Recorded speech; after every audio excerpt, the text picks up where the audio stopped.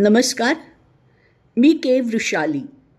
हे आहे ठाण्यातल्या येऊर इथलं ठाणे महापालिकेचं एकमेव सुलभ शौचालय। चला तुम्हाला दाखवते हे सुलभ शौचालय खऱ्या अर्थानं किती सुलभ आहे ते। हे वॉशरूम सुमारे 5 वर्षांपूर्वी बांधण्यात आलं, पण गमतीचा भाग म्हणजे इथं पाणीच नाही आहे। ठाणे महानगरपालिकेच्या अधिकाऱ्यांना मला विचारावंसं वाटतं, हे टॉयलेट काय तुम्ही कॉमन मॅनची थट्टा करण्यासाठी बांधलत का हो? हां, कॉन्ट्रॅक्टरला काम मिळालं, अधिकाऱ्यांना टक्केवारी मिळाली, कॉमन मॅनला काय मिळालं हो? बाबाजीचा ठुल्लू। तुम्ही तुमच्या आया बहिणींना या अशा बिना पाण्याच्या टॉयलेटमध्ये पाठवाल? 10 माळ्याच्या अनधिकृत बिल्डिंगला पाणी पुरवठा करणाऱ्या ठाणे महानगरपालिकेच्या विद्वान अधिकाऱ्यांना मोठा प्रश्न पडलाय की या 10 फूट उंचीवर असलेल्या पाण्याच्या टाक्यांमध्ये पाणी टाकायचं कसं, आणि म्हणून इथं पाणी नाही असं सांगण्यात येतं।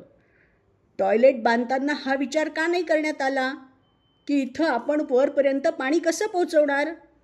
ते काही नाही, तिथे 1 HP मोटर बसवा, आणि तेही शक्य नाही झालं ना तर संबंधित अधिकाऱ्यांनी बादल्यांनी त्या टाक्यांमध्ये रोज पाणी टाकावं। वॉशरूमसाठी पुरेसं पाणी मिळणं हा आमचा मूलभूत अधिकार आहे। एकमेव पब्लिक टॉयलेट आहे, तिथं पाणी नसल्यामुळे तासनतास आम्ही टॉयलेटला जाऊ शकत नाही। त्यामुळे आम्हाला पोटाचे विविध विकार जडत आहेत, इन्फेक्शन होत आहेत, आमच्या किडनीवर प्रेशर येतं आहे। अहो, आम्ही काही ठाणे महानगरपालिकेत जॉबला नाही आहे। चल बाबा, डॉक्टरच्या तोंडावर 50-60 लाख रुपये फेकले आणि किडनी ट्रान्सप्लांट करून मोकळे झालो। अहो, आम्ही कॉमन मॅन आहोत। आदरणीय माजी मुख्यमंत्र्यांच्या आणि आत्ताच्या उपमुख्यमंत्र्यांच्या लाडक्या बहिणी, लाडके भाऊ, लाडक्या सुना, लाडक्या नातवंडांना तुम्ही नैसर्गिक विधीसाठी पाणी देऊ शकत नाही, तेही 21व्या शतकात 2025मध्ये, तेही आदरणीय उपमुख्यमंत्र्यांच्या ठाण्यात। अहो, लाजा वाटायला पाहिजे तुम्हाला, लाजा। एकीकडे सरकार गाव खेडी हगणदारी मुक्त करण्यासाठी लाखो करोडो रुपयांचा चुराडा करते, आणि आम्हाला स्मार्ट सिटीची स्वप्न दाखवणारे 5645 कोटी रुपयांचं बजेट असलेली ठाणे महानगरपालिका मात्र नैसर्गिक विधीसाठी साधं पाणीही देऊ शकत नाही। ते काही नाही, जेव्हा शेतकऱ्याला शेतमालाला, दूध उत्पादकाला दुधाला भाव मिळत नाही ना, तेव्हा तो त्याचा माल रस्त्यावर फेकून निषेध व्यक्त करतो। त्याचप्रमाणे जर आम्हाला नैसर्गिक विधीसाठी पाणी मिळालं नाही आणि आम्ही शेतकऱ्यांच्या स्टाईलने आंदोलन करायचं ठरवलं तर मग ठाणे महापालिकेच्या अधिकाऱ्यांना पळता भुई थोडी होईल। तेव्हा 15 दिवसांच्या आत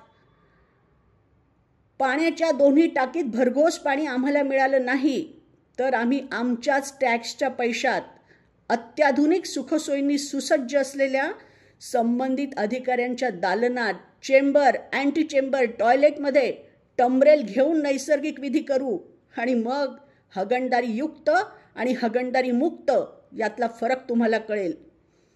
तेव्हा तुमच्यावर ही वेळ येऊ नये असं जर वाटत असेल ना तर 15 दिवसाच्या आत सदर टाक्या रोज पाण्याने भरलेल्या हव्या, टॉयलेट स्वच्छ असायला हवं। त्याचप्रमाणे ते जे काही चाराण्याचे प्लास्टिकचे नळ आम्हाला तिथं दिसलेत ना, जे एकदा उघडले की बंद होत नाही आणि बंद झाले की उघडत नाहीत, ते आम्हाला नको आहेत। तिथं चांगल्या क्वालिटीचे नळ बसवा। मोटर नळ चोरीला जाऊ नये याची खबरदारी घ्या।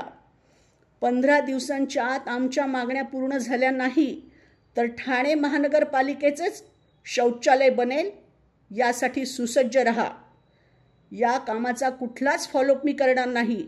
संबंधित अधिकाऱ्यांनी काम सुरू झाल्यापासून ते काम पूर्ण होईपर्यंत मला फोटो व्हिडिओ पाठवून काम पूर्ण झाल्याचं कळवायचं आहे, कारण आम्ही तुमचे मालक आणि तुम्ही आमचे सेवक आहात याचं जरा भान ठेवा। धन्यवाद।